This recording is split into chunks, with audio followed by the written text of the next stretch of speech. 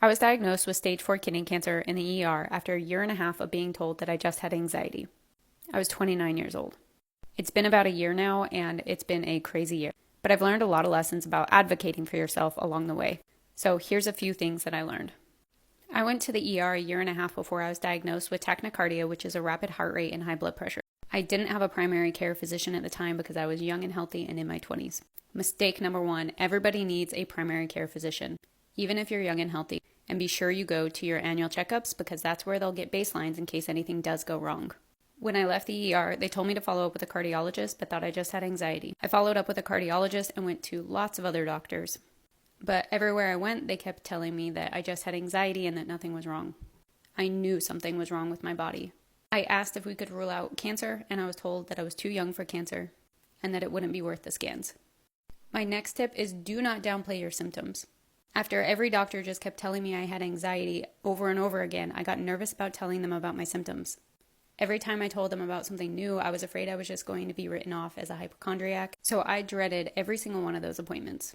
After so many doctors told me my heart rate and my blood pressure was just because of my anxiety, I finally started to talk about those symptoms about, I guess maybe it is my anxiety. And who knows, it could have been, but most of it went away after surgery. So don't downplay your symptoms and speak up. The day I was diagnosed, my primary care felt where I was feeling the mass, and they told me it was nothing to worry about. But I didn't feel right about it. So I went to an urgent care.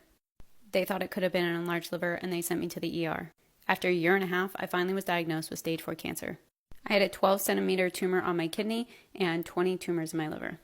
This is 2 centimeters smaller after I had responded to treatment. This is what the tumor looked like that was on my kidney.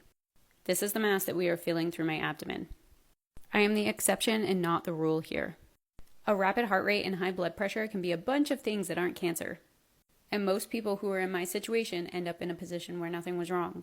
But if you feel like something is truly off, push your provider about it. So after I was diagnosed, I was told I was stage 4 and that there was no point in surgery. I was also told not to get too caught up in ever thinking that I could be cancer-free because of my extensive liver mets. But the very first important thing that I did when I got diagnosed is I read all of my reports. We were going to start me on a standard kidney cancer treatment, which likely wouldn't have worked in my case. But because I read my reports, I found out just how rare the type of cancer I had was. The tumor that was on my kidney was supposed to be benign and was never supposed to spread to my liver. So because I read my own reports, it empowered me to ask my oncologist if I could go for a second opinion. More in part 2.